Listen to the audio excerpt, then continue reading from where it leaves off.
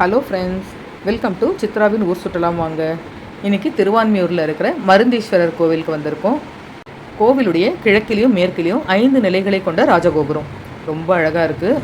வான்மீகி முனிவர் கிழக்கு கடற்கரையில் வன்னி மரத்தடியில் அசரீரியாக ஒலித்த ஈசனுடைய குரலை கேட்டு இறைவனுடைய திருவருளை பெற்றதுனால இந்த பகுதிக்கு திருவான்மியூர் அப்படின்னு பெயர் வந்துச்சு. தீராத நோய்களையும் தீர்க்கக்கூடிய மருந்தீஸ்வரர் இங்கே அருள் புரிகிறார். கோவிலுடைய மேற் சுவர் பாருங்கள், எவ்வளோ அழகாக வண்ணங்கள் தீட்டியிருக்காங்க. இந்த கோவிலுடைய தலைவிருட்சம் வன்னி மரம். இங்கு 2 தீர்த்த குளங்கள் இருக்குது. ஒன்று பஞ்ச தீர்த்தம், இன்னொன்று அப்பர் தீர்த்தம். மருந்தீஸ்வரர் நாயகியுடைய பெயர் திரிபுர சுந்தரி.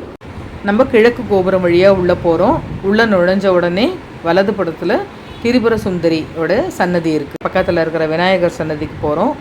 அங்கேயும் பார்த்துட்டு நேராக இருக்கிற முருகர் சன்னதிக்கு போகிறோம்.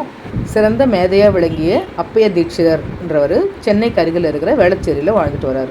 அவர் தினந்தோறும் இந்த திருவான்மியூரில் இருக்கிற பெருமானை வழிபட்டு வந்தார். ஒரு முறை இந்த பகுதி முழுசும் நீர் பிரளயமாக மாறிடுச்சு. அப்போ அப்பையரால் சுவாமியை தரிசனம் பண்ண முடியல. அவர் இறைவனை வேண்டி கேட்டுக்கிறாரு. அவருக்காக இறைவன் மேற்கு நோக்கி திரும்பி காட்சியளிக்கிறார்.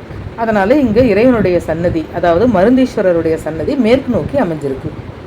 ஒரு சமயம் காமதேனு பிரம்ம ரிஷியான வசிஷ்டர்கிட்ட சிவபூஜைக்கு பால் கொடுக்காம ரொம்ப நேரம் தாமதம் பண்ணுச்சு.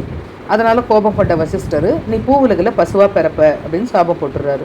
தான் தவற உணர்ந்த காமதேனு வசிஷ்டர்கிட்ட மன்னிப்பு கேட்குறாரு. சாப விமோசனத்துக்கு வழி கேட்க திருவான்மியூரில் எழுந்தளிக்கிற சுயம்புலிங்கத்துக்கு தினமும் பால் சொரிஞ்சு அபிஷேகம் பண்ணிட்டு வா, சாப விமோசனம் கிட்டும் அப்படின்னு சொல்லி வசிஷ்டர் சொல்கிறாரு. அதன்படியே ஈசன் அருளால் சாப விமோசனம் பெற்றது காமதேனு. பால் சொரிஞ்சு சிவலிங்கமே வெண்ணிறமாக காட்சி அளிச்சிருச்சான். அதனால தான் அவர் பால்வண்ணநாதர் அப்படின்னு பெயர் பெற்றார் அப்படின்னு சொல்கிறாங்க. காமதேனு பால் சொரிந்து வழிபட்டது தொடர்பாக அந்த திருமேனிலையும் சிரசிலையும் கூட பசுவோட குழம்பு வடு தெரியுதான். அதெல்லாம் சரி, சுவாமிக்கு மருந்தீஸ்வரர் அப்படின்னு ஏன் பேர் வந்துச்சு? திருவான்மியூரில் அகத்தியருக்கு திருமண கோலம் காட்சியளிக்கிறாரு சிவன். அகத்தியர் திருவான்மியூர் தலத்தில் தங்கி இருந்த போது வயிற்று வலியால் ரொம்ப சிரமப்படுறாரு. அகத்தியருக்கு வைத்திய மூலிகைகளை பற்றி உபதேசம் அளித்து சிறப்பு தலம் இது. அதனால தான் இறைவனுக்கு மருந்தீஸ்வரர் அப்படின்ற பேர் வந்துச்சு. நோய்களை தீர்க்கக்கூடிய இந்த மருந்தீஸ்வரர் கோயில் திருவான்மியூருக்கே ஒரு அடையாளமாக இருக்குது. சகல பிணிகளையும் நீக்கி அருள் பாலிக்கும் இந்த ஈசனை நம்மளும் வணங்கி அருள் பெறுவோம். இன்னொரு வீடியோவில் பார்க்குறேன். அதுவரை உங்களிடமிருந்து விடைபெறுவது சித்ரா ஸ்ரீனிவாசன். பாய், see you again.